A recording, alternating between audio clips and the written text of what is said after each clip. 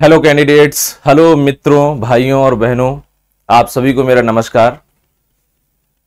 उम्मीद करता हूं सभी अच्छे होंगे, बेहतरीन होंगे। जैसा कि आप सभी को पता है, कल इंडियन प्रीमियर लीग आईपीएल में बहुत से लोगों की चहेती टीम आरसीबी ने कल फाइनल जीता है। तो ये एक बड़ी अच्छी बात है, खुशी की बात है। तो जो आरसीबी को फॉलो करते थे, सपोर्ट करते थे, उन सभी को मेरी तरफ से ढेरों बधाइयाँ। तो बहुत अच्छा हुआ, खैर 18 सालों का इंतज़ार भी पूरा हुआ। और एक बार विराट कोहली ने, जो हमारे इंडियन क्रिकेट के आइकॉन हैं, उन्होंने भी इस ट्रॉफी को उठाया। तो ये अच्छी चीज़ है। खैर, हम लोग अपने टॉपिक पे चलते हैं। आज हम लोगों का एक नया टॉपिक है। आज हम लोग करंट के टॉपिक पर डिस्कशन करेंगे, जो भी हाल में ही करंट अफेयर से रिलेटेड है और बड़ी अच्छी न्यूज़ है। खासतौर पे ये गवर्नमेंट से रिलेटेड है। तो इंडियन गवर्नमेंट से जो भी न्यूज़ रिलेटेड रहे उनको आप ज़रूर देखें। जो भी मेंस के कैंडिडेट हैं, मोदी गवर्नमेंट 2014 के बाद से मोदी गवर्नमेंट जब भी कोई डिसीजन लेती है तो उस पर कोई ना कोई करंट अफेयर बन जाता है। तो आज का जो करंट अफेयर का टॉपिक है वो साइंस एंड टेक्नोलॉजी से है। साइंस एंड टेक्नोलॉजी में स्पेशली डिफेंस सेक्टर से है। तो डिफेंस सेक्टर से क्या है, आप लोग सामने देखकर ही जान गए होंगे। AMCA यानी कि 5th जनरेशन लड़ाकू विमान के बारे में सरकार ने एक मंजूरी दी है। क्या दी है? सरकार ने एक मंजूरी दी है। किसके बारे में? 5th जनरेशन लड़ाकू विमान के बारे में। तो 5th जनरेशन लड़ाकू विमान क्या होता है, सबसे पहले तो हम लोग ये जानेंगे। तो जैसा कि आप देख रहे हैं, ये एक रियल इमेज नहीं है, इसको बनाया गया है। तो आप देख रहे हैं कि इंडिया का फ्लैग यहाँ पर लगा हुआ है और ये एक लड़ाकू विमान है, इसके विंग्स हैं और ये अपना पायलट है। यहाँ पर आप देख रहे हैं, यहाँ पर अगर थोड़ा सा गौर कर रहे होंगे तो ये आप देख रहे हैं दो थ्रस्ट प्लेस दिखाई पड़ रहे हैं। इनको थ्रस्ट प्लेस बोलते हैं। जहां से क्या होता है, जहां से हीट या धुआं निकलता है, जिसे बोल सकते हैं हम। इनको ये अलग अलग दो इंजन होते हैं। क्या होते हैं? इंजन होते हैं। और इनका काम क्या होता है, ये पर्याप्त मात्रा में प्लेन को थ्रस्ट पहुंचाते हैं, जिससे प्लेन क्या होता है, आगे बढ़ता है या फिर टेक ऑफ करता है या फिर लैंडिंग में भी ये हेल्पफुल होते हैं। समझ में आया? तो ये हमारा हुआ। खैर, इसके बारे में तो हम लोग बाद में बात कर लेंगे। सबसे पहले हम बात करते हैं क्या, सबसे पहले बात करते हैं इंपॉर्टेंट जो आज का टॉपिक है।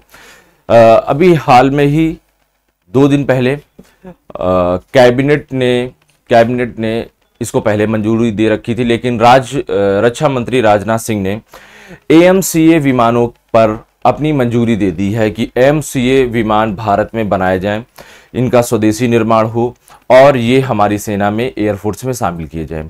तो क्या है AMCA विमान, उनके बारे में बात करेंगे। किस तरह से इनको बनाया जाएगा, कितना बजट है, कौन बनाएगा, भारत में कैसे बनेंगे, कोई क्या देश हेल्प करेगा या नहीं करेगा, इनके क्या फीचर्स होते हैं, ये सारी चीजें हैं। किन किन देशों के पास है, ये सारी सब कुछ हम लोग डिस्कशन करेंगे। तो सबसे पहले हम लोग बात करते हैं AMCA विमान के बारे में। तो AMCA विमान होते क्या है? AMCA विमान का मतलब होता है एडवांस्ड मीडियम कॉम्बैक्ट एयरक्राफ्ट। इसका फुल फॉर्म क्या है? Advanced medium combat aircraft. समझ में आया? ये एक विमान उन्नत विमान है जो मुख्य रूप से क्या है, लड़ाकू विमान के रूप में जाने जाते हैं। लड़ाकू विमान के रूप में जाने जाते हैं, जिनको आप लोग इंग्लिश में बोलते हैं फाइटर प्लेन। क्या बोलते हैं? फाइटर प्लेन बोलते हैं। तो इसको अभी हाल में ही मंजूरी दी है। रक्षा मंत्री जी ने इसे 5वीं पीढ़ी के लड़ाकू विमान बनाने की मंजूरी दे दी है। लेकिन कैबिनेट ने इसे कैबिनेट ने 2024 में ही मंजूरी दी थी, लेकिन उस पर कुछ कार्य चल रहे थे कि किस तरह से बनाया जाएगा, पहले प्रोटोटाइप कितने होंगे, ये सारी की सारी चीजें जब क्लियर हो गई, कितना बजट लग सकता है, ये जब चीजें क्लियर हो गई, तब रक्षा मंत्री ने क्या किया है कि उन्होंने कहा है कि AMCA विमान को बनाया जाए, भारत में बनाया जाए। तो भारत में कौन बनाएगा? जैसे कि आप सभी पहले से जानते हैं कि भारत में हिंदुस्तान एरोनॉटिक्स लिमिटेड, हाल, जो कि एक प्राइवेट कंपनी है। क्या है? प्राइवेट कंपनी है। वो यहां पर इनका निर्माण करेगी। तो हाल अभी आप जानते हैं कि हमारे भारत में तेजस को भी बना रही है और भी ढेर सारे डिफेंस के प्लेन्स के बारे में जो डिस्कशन होता है या फिर उनकी मैन्युफैक्चरिंग होती है या फिर उनकी बनावट के बारे में बात की जाती है, डिजाइनिंग होती है, वो हाल के द्वारा ही भारत में कंप्लीट किया जाता है। मोस्टली हाल ही करती है, समझ में आ गया।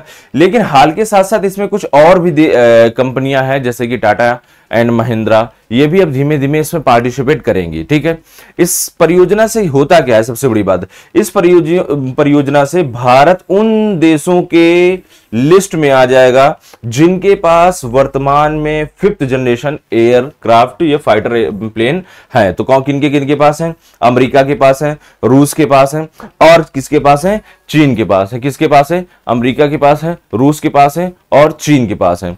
समझ में आ गया कि नहीं आ गया? तो अब देखिए, अगर हमारे पास फाइटर प्लेन होता है तो हम अगर कभी युद्ध की स्थिति बनती है तो हम इन लोगों से उस तरह से भिड़ सकते हैं, खासतौर पे चाइना से हम उस तरह से भिड़ सकते हैं जितनी ताकत हमारे लिए अनिवार्य है या जरूरी है या फिर होनी चाहिए, क्योंकि चाइना भी अपने आप में बहुत मजबूत है, उसकी भी मिलिट्री अपने आप में बहुत मजबूत है। लेकिन अगर देखा जाए तो चाइना की एक खासियत रही है कि चाइना कभी भी ऐसे साधारणतया कभी युद्ध नहीं जीता। एक बार भारत से गलती हो गई थी धोखे से, अन्यथा चाइना ने कभी कोई खास बड़ा युद्ध नहीं जीता है। उसके बाद ताइवान से, एक छोटा सा देश है ताइवान से, वो हार गया था। चाइना के पास भले ही मिलिट्री पावरफुल है, लेकिन 2017 में हम लोगों ने चाइना को मात दी, 2022 में चाइना को मात दी। उसके बाद एक न एक समय क्या हुआ, सीज फायर हुआ, पीस ट्रीटी हुई और फिर चीजें बहाल हुई। लेकिन चाइना, हम जानते हैं कि ये एक हमारा दुश्मन देश के रूप में भी देखा जा सकता है या फिर हमारा पड़ोसी देश होने के साथ साथ हमारे हितकारी देश के रूप में नहीं है। ठीक है, पाकिस्तान के सपोर्ट में भी रहता है। तो ये सारी चीजें तो बाद में, पहले चाइना के पास भी है, रसिया के पास भी है और अमेरिका के पास भी है। तो 3 देश ऐसे हैं जिनके पास अभी 5th जनरेशन फाइटर प्लेन है। ठीक है, तो ये 5th जनरेशन जो फाइटर प्लेन है वो कौन कौन से हैं? पहला अगर देखते हैं तो अमेरिका के पास इसकी कई सीरीज आ चुकी हैं, जिसमें पहला है F-22 रैप्टर है। तो F सीरीज जो होती है, जैसे कि पाकिस्तान को उन्होंने दिया था F-16 8 दिए थे, जब ओसामा बिन लादेन के बारे में उन लोगों ने बता दिया था। F-21 को भारत को उन्होंने ऑफर किया था कि अगर आप भारत चाहता है तो F-21 की सीरीज हम बना करके भारत को देंगे। उसके बाद F-22 है, F-35 है, इस तरह की F-22 की रैप्टर एक सीरीज है। फिर एक आता है इसी में F-35। F-35 क्या है? एक F-35 लाइटनिंग फाइटर प्लेन है जो क्या करता है, वर्टिकली ऐसे, उसके लिए रनवे की जरूरत नहीं, ऐसे टेक ऑफ करता है और ऐसे ही लैंडिंग कर देता है। तो वर्टिकल लैंडिंग और टेक ऑफ के लिए जाना जाता है। समझ में आ गया कि नहीं आ गया? ये एक अपने आप में अद्भुत है जो अभी तक बाकी किसी देश के पास नहीं है। रसिया में अगर हम देखते हैं तो रसिया की सुखोई सीरीज फेमस है। सुखोई जो है 57, वो 5th जनरेशन फाइटर प्लेन है, अपने आप में बहुत बेहतरीन है। और अगर चाइना का देखते हैं तो चाइना का कौन सा है? चाइना का है चेंदगू, और चेंदगू की सीरीज कौन सी है? J-20। J-15 भी है लेकिन वो 4th जनरेशन मानी जाती है। चेंदगू जो है वो J-20 चाइना की 5th जनरेशन फाइटर प्लेन की सीरीज है। अगर भारत को देखें तो भारत अभी बना रहा है, अगर भारत ने बना लिया तो इसके बाद ही भारत का नाम होगा। ठीक है, तो जैसा कि अभी हम देख पा रहे हैं, तो पहला अगर आप देख रहे हैं तो इसमें कौन सा है? F-22 रैप्टर है। ये F-22 रैप्टर है, इसको हम बोलते हैं F-22। ये देखिए आप, F-22 रैप्टर है। वहीं अगर आप दूसरी तरफ देखेंगे तो दूसरी तरफ आपने देखा है एक और बना हुआ है, वो कौन सा है? वो आप देख पा रहे होंगे F-35 लाइटनिंग है। ये है F-35 लाइटनिंग है। समझ में आ गया कि नहीं आ गया? ये F-35 लाइटनिंग है। तो F-35 लाइटनिंग में आप देख रहे होंगे कि इसमें क्या है, एक इंजन ये दिखाई पड़ रहा है, एक इंजन ये दिखाई पड़ रहा है। बेहतरीन है, बहुत जबरदस्त पावरफुल ये विमान है। ठीक है, तो खैर ये तो 2 अमेरिका के हो गए। क्या रसिया के भी इसी तरह के हैं? हाँ, रसिया के कुछ इसी तरीके के हैं। और रसिया का जो आप सामने देख रहे हैं ये है सुखोई जो 57 है, ये रसिया का है। अगर आप पीछे देख पा रहे होंगे, देखिए इसमें 2 इंजन है। ठीक है, बाकी बनावट आपको लगभग सेम लग रही होगी, लेकिन इंजन देखिए इसमें कितने हैं? 2 हैं। 2 अगर इंजन है तो आपको समझ में आ गया होगा कि ये कौन सा है। नेक्स्ट अगर हम बात करते हैं तो नेक्स्ट हमारा चेंदगू आ गया है। ये चाइना का विमान है। चाइना के विमान भी पीछे से कितना है? ये 2 इंजन वाला है। तो चेंदगू J-20 चाइना का विमान। उसके बाद F-22 रैप्टर अमेरिका का है। लाइटनिंग भी अमेरिका की है। सुखोई रसिया का है। तो ये सारी की सारी इमेजेस। अब देखिए, आपको लाइटनिंग की मैं एक इमेज और दिखाना चाहता हूं। अगर आप देख रहे होंगे F-35 लाइटनिंग की, तो मैंने आपको क्या बताया था, वहां पर vertical take off vertical landing होगी। तो इसका जो थ्रस्ट प्लेस होता है, ये जहां से फ्लेम निकलती है, पीछे बहुत तेजी से हीट निकलती है या फिर ऊर्जा निकलती है, जिस कारण आगे को धक्का पड़ता है और वो आगे चलता है। तो ये देखिए आप, थ्रस्ट प्लेस कैसा है, ये सीधे होकर के कैसे हो गया, मुड़ गया है, और ये क्या करता है, ऐसे प्लेन को उठा देता है और इसी तरह से लैंडिंग हो जाती है। तो जैसा कि अभी आप देख रहे होंगे कि न्यूज में कि एक यूक्रेन ने अभी क्या किया, रसिया के एक पूरे के पूरे हैंगर में जहां पर प्लेन रखे जाते थे या रहते हैं, उनकी रनवे में प्लेन खड़े हुए, तो वहां पर उन्होंने अटैक कर दिया, और अटैक करने के साथ साथ क्या किया, उनका रनवे खराब कर दिया, पूरा नष्ट कर दिया, और उसके साथ साथ उन्होंने क्या किया कि ढेर सारे फाइटर प्लेन को भी नष्ट कर दिया। अब भारत ने अभी हाल में ही जब पाकिस्तान के साथ झुटपुट हुई थी, तो वहां के जो रनवेज होते थे वहां पर भारत ने मिसाइलों से अटैक किया ताकि वो क्या कर सकें, वहां पर रनवे से टेक ऑफ न कर सके। तो ये सबसे बड़ी प्रॉब्लम होती है। लेकिन अगर आपके पास इस तरह का विमान है तो आप क्या करेंगे, आपको रनवे की कोई आवश्यकता ही नहीं है, डायरेक्ट क्या होंगे, उड़ जाएंगे और डायरेक्टली नीचे आ जाएंगे। रनवे बहुत ही छोटा, अगर 100 मीटर का है तो भी चल जाएगा, कोई जरूरत नहीं, बस प्लेन को लाकर खड़ा करो, उड़ जाए। ये बिल्कुल आप हेलीकॉप्टर की तरह समझ लीजिए, इसमें किसी प्रकार की कोई रनवे की आवश्यकता नहीं है। हालांकि ये एक उन्नत किस्म का है, 5th जनरेशन में आता है। तो F-35 लाइटनिंग का ये मैं आपको सीन दिखा रहा हूं, ये जब भी उड़ता है तो इस तरह से उड़ता है, ठीक है, आप ढेर सारे वीडियोस में भी देख सकते हैं। चलिए, अब जो हम अपने मॉडल के बारे में बात करते हैं, जो हम लोगों का मॉडल है, रक्षा मंत्री जी ने जो अभी हाल में ही बताया, उसके बारे में बात कर सकते हैं। AMCA जो मैंने अभी बताया, वो क्या है, एक प्रकार का नवीन मॉडल है, एक नया मॉडल है, जिसको कौन बनाएगा, हाल बनाएगा। और हाल के साथ साथ क्या होगा, हाल के साथ साथ कुछ अन्य कंपनियां भी इसमें धीमे धीमे पार्टिसिपेट करेंगी, छोटे मोटे पुर्जे बनाएंगी या फिर कुछ भी बना सकती हैं, वो सरकार डिसाइड करेगी कंपनियां क्या बना सकती हैं, कंपनियां बताएंगी।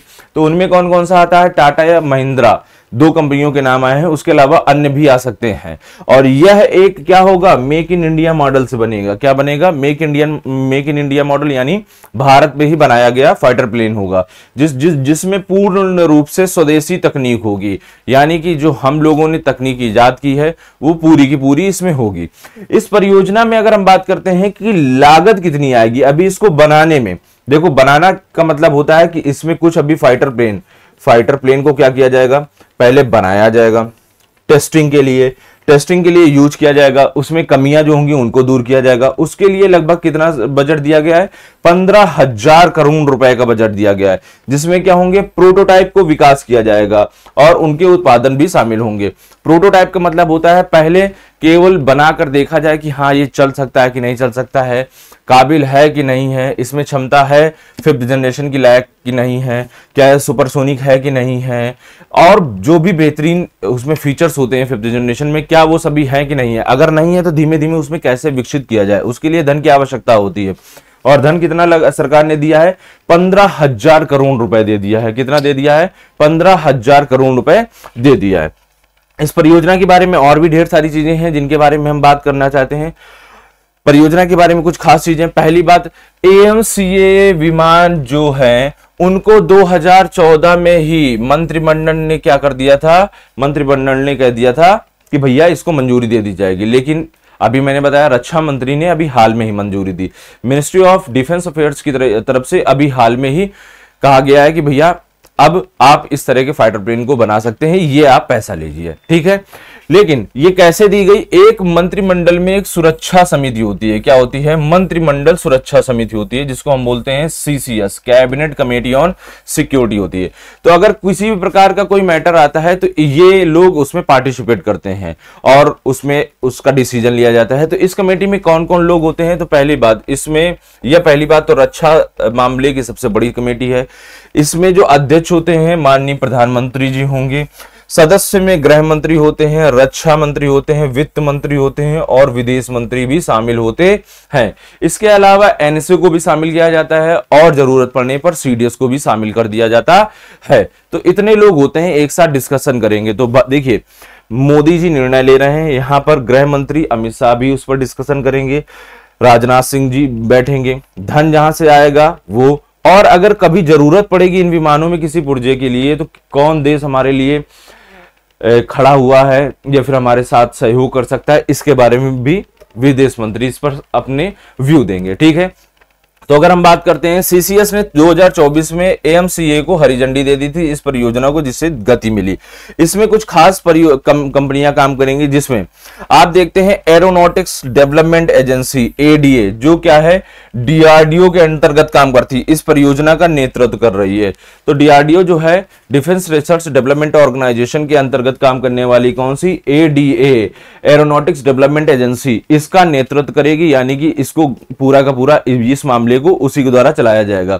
एडीए ने पहले तेजस जैसे विमानों का डिजाइन किया और अब एएमसीए पर काम कर रही है। अगर आप देखते होंगे कि तेजस विमान तो अभी हाल में ही बहुत न्यूज में आए थे, और भारत सरकार ने 100 आई थिंक तेजस विमानों की खरीद की मंजूरी भी दी थी। तो तेजस विमान की जो डिजाइनिंग है वो किसने किया था, वो अभी आपको पता चल गया होगा किसने किया था, एडीए ने किया था, एरोनॉटिक्स डेवलपमेंट एजेंसी ने किया था। समझ गया, इतना क्लियर हुआ। अब चलिए हम लोग नेक्स्ट टॉपिक पे बात करते हैं। ये तो हमारा हो गया नेक्स्ट टॉपिक। अब इसकी पावर्स क्या है, क्षमताएं क्या है, उन पर थोड़ा बात कर लेते हैं। तो इसकी मुख्य क्षमताओं के बारे में बात करते हैं। तो ये सुपर क्रूज है, देखिए ध्यान से क्या लिखा है, सुपर क्रूज है। सुपर क्रूज का मतलब क्या है, ये एक ऐसा है जिस पर आफ्टर बर्नर की जरूरत नहीं होती है। मतलब कि जब आपको अत्यधिक थ्रस्ट चाहिए होता है, वो बहुत ज्यादा फ्यूल का यूज होने लगता है उस पे, तो उस पर एक बर्नर यूज होता है इंजन में, उसको बोलते हैं आफ्टर बर्नर। तो बिना आफ्टर बर्नर की मतलब कि अगर आपको स्पीड भी चाहिए तो स्पीड भी मिलेगी, और पेट्रोल या फिर डीजल जो भी इसमें, सॉरी पेट्रोल डीजल नहीं, इसमें कुछ खास प्रकार के लिक्विड्स का इस्तेमाल होता है, वो जब इसमें पड़ेंगे फ्यूल के रूप में, तो उन फ्यूल का क्या होगा, बहुत कम इस्तेमाल होगा, लिमिटेड इस्तेमाल होगा, स्पीड भी आपको ज्यादा से ज्यादा मिल जाएगी। तो पहली चीज क्या है, आफ्टर बर्नर का इस्तेमाल होगा। इसमें क्या होगा, आंतरिक हथियार डिब्बे बनाए जाएंगे। आंतरिक हथियार डिब्बे का मतलब बाहर से आपको प्लेन बिल्कुल साफ लगेगा, ऐसा लगेगा कि कुछ ही मिसाइलें हैं, लेकिन इनके अंदर क्या होगा, इनके अंदर कुछ मिसाइलों को पहले से सेट कर रखा जाएगा कि जरूरत पड़ने पर ही वो बाहर आए। तो ये इसमें लिखा हुआ है, हथियार विमान के अंदर छिपे रहते हैं, और जिससे क्या होता है, रडार उनको अच्छे से पकड़ नहीं पाते। नेक्स्ट है सेंसर संयोजन। इसमें कई प्रकार के सेंसरों का उपयोग किया गया है, जो पायलट को अन्य सभी जानकारी देगा। जैसे सेंसर लगे होते हैं, तो आप देखते हैं सेंसर लगा होता है, तो अगर कोई पीछे से मिसाइल आ रही होती है तो इंफॉर्मेशन दे देता है।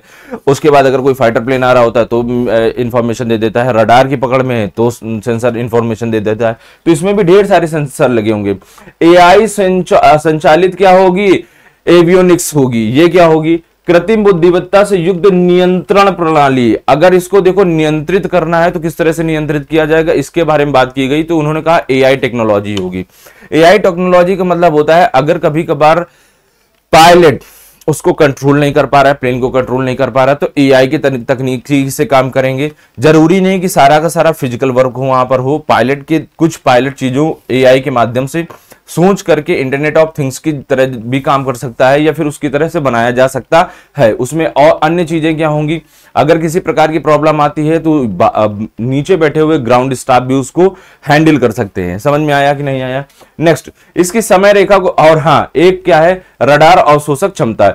ये एक स्टील तकनीकी होती है, एक ऐसी तकनीकी होती है कि जो रडार का आकार होता है कि इतनी बड़ी अगर वस्तु है, एक्स लंबाई और चौड़ाई की वस्तु है, उसी को क्या करेगा, रडार कैप्चर कर पाएगा। तो अब बाकी चीजों को कैप्चर नहीं कर पाएगा रडार। तो ये उसी तकनीक को कहा जाता है स्टील तकनीकी है, कि यानी कि दुश्मन का रडार जो होगा इसको आसानी से समझ नहीं पाएगा, कैप्चर नहीं कर पाएगा, जांच नहीं पाएगा, या डिटेक्ट नहीं कर पाएगा। समझ में आ गया कि नहीं आया।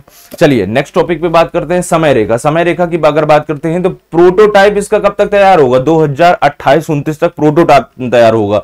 और अगर प्रोटोटाइप तैयार भी हो गया तो 2034 तक भारतीय वायुसेना में शामिल करने की बात की जा रही है। कितने तक, 2034 तक बात की जा रही है, यानी भी 10 साल लगभग लगेंगे इनको एयर फोर्स में शामिल करने की, अगर ये सही से चलता रहा तब। ठीक है, चलिए अगर हम देखते हैं प्रोटोटाइप के बारे में, तो प्रोटोटाइप कम से कम कितने बनाए जाएंगे, 5 से 6 प्रोटोटाइप इसके बनाए जाएंगे, और उन पर ढेर सारा एक्सपेरिमेंट होता रहेगा। नेक्स्ट बात करते हैं वेरिएंट के बारे में। तो इसमें भी कई प्रकार होते हैं। समझ में आ गया कि नहीं आ गया। इसमें भी कई प्रकार होते हैं कि इसके पास कितना थ्रस्ट होता है, कितना बल ले जा सकता है, कितनी मिसाइल से ले जा सकता है, कितना भार उठा सकता है, ये सारी चीजें।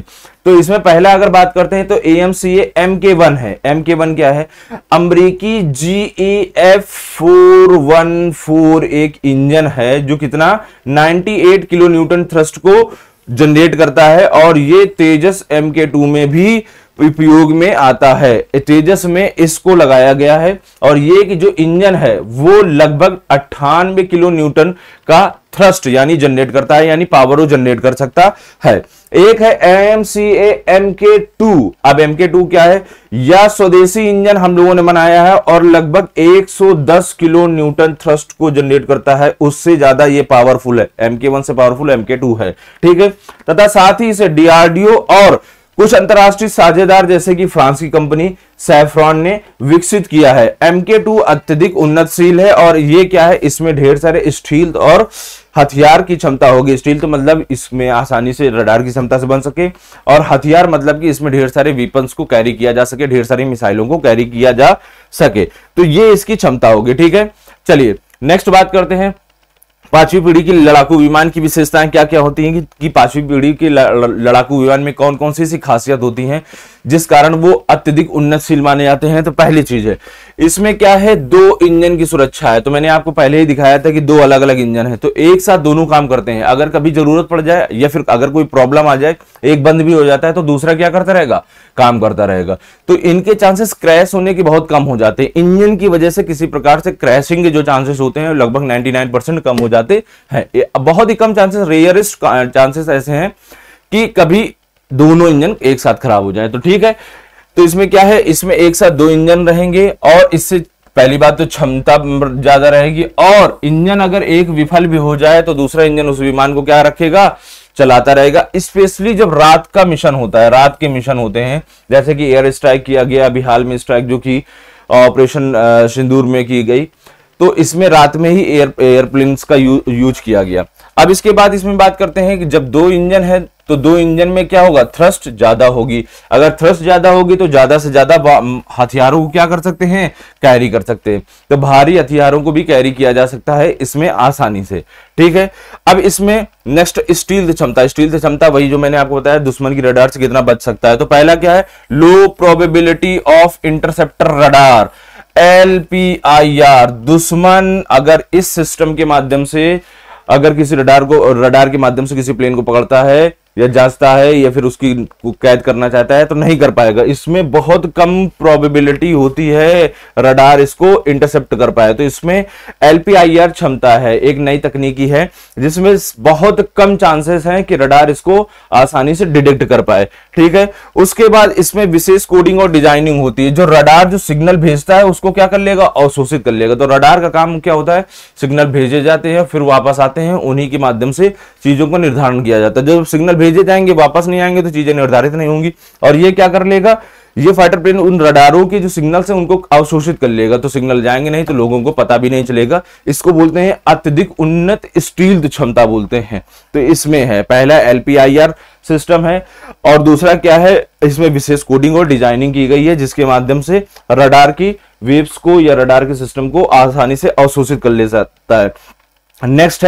नेक्स्ट है उन्नत एवियोनिक्स। इसमें क्या है? इसमें इलेक्ट्रॉनिक सिस्टम है जिसमें अच्छा उन्नत संचार होगा। इसमें आसानी से लक्ष्य का निर्धारण किया जा सकेगा और कंट्रोलिंग बहुत अच्छी होगी। प्लेन की क्या होगी? कंट्रोलिंग बहुत अच्छी होगी।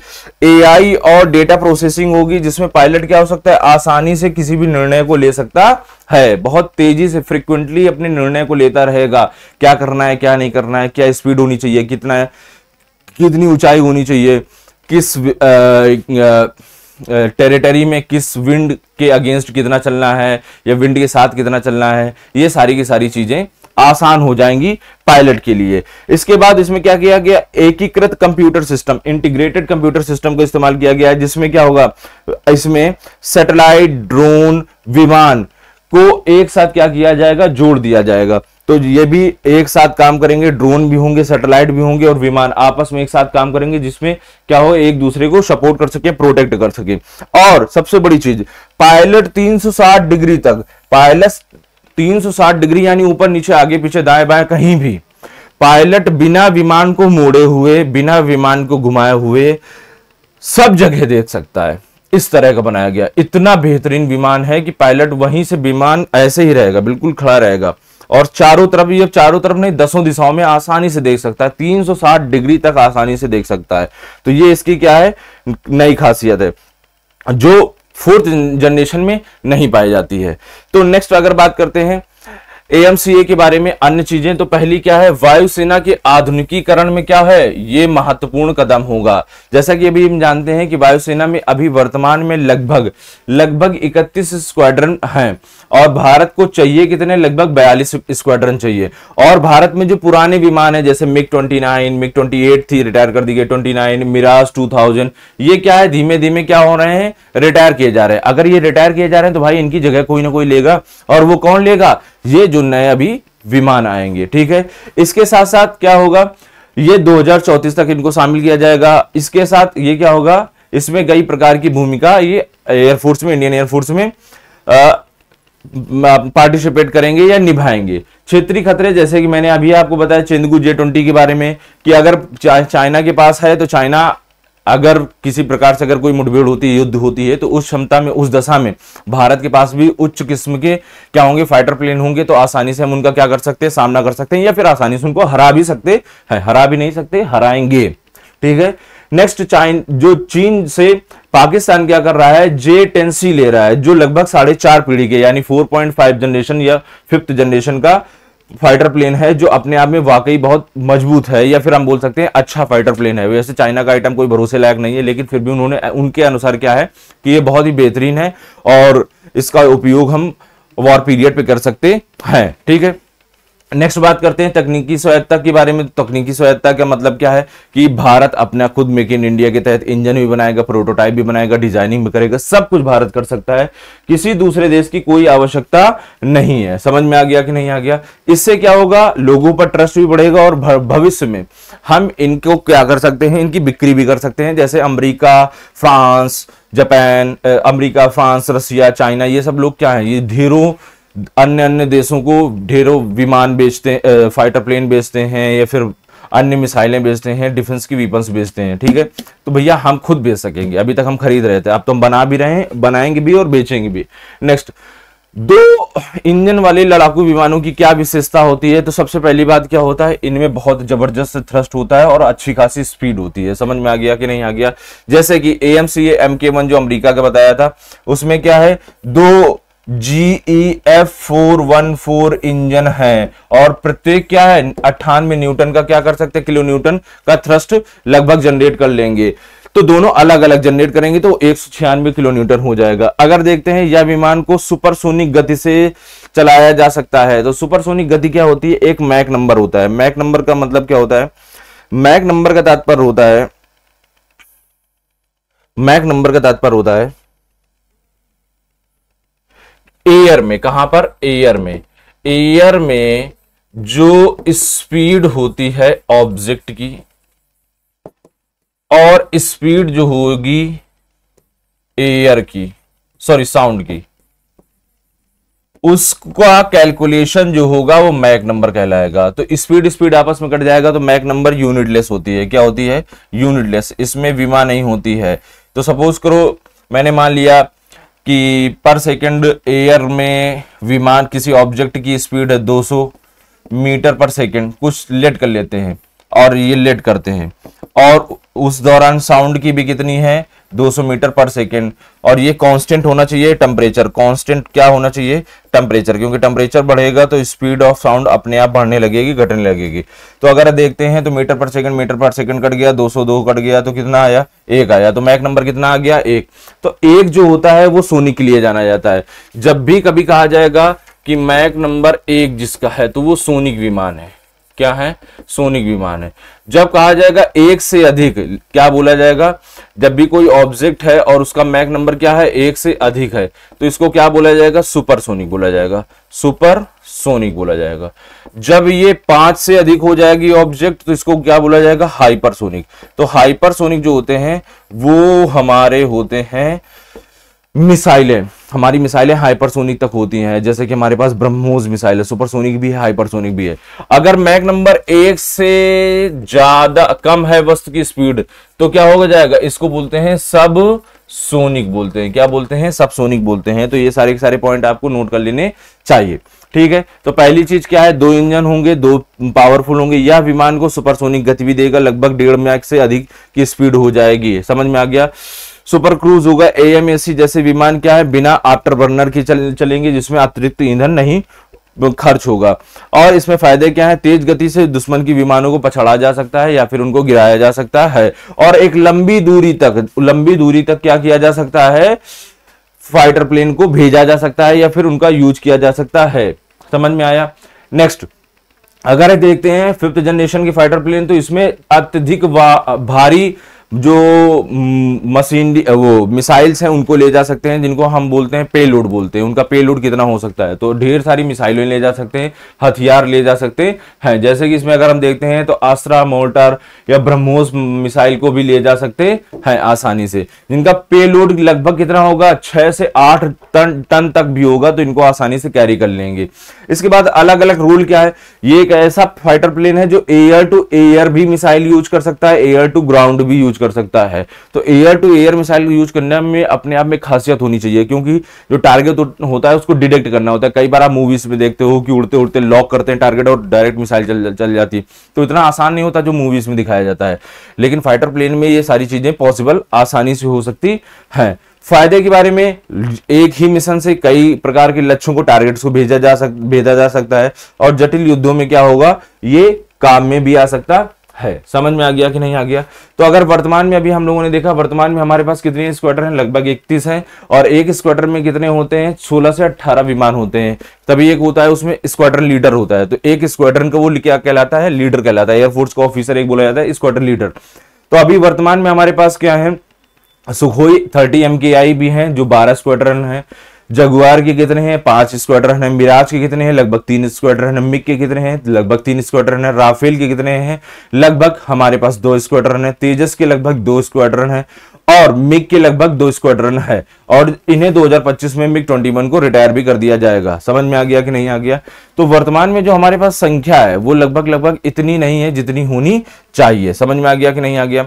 तो इस तरह से हम अगर देखते हैं तो हमको अभी और विमान की आवश्यकता है, क्योंकि हमको स्क्वाड्रन और बढ़ाना है। ठीक है, अगर हम स्क्वाड्रन नहीं बढ़ाएंगे तो भविष्य में आने वाले खतरे से आसानी से लड़ पाना, जूझ पाना हमारे लिए थोड़ा सा पॉसिबल नहीं रह जाएगा।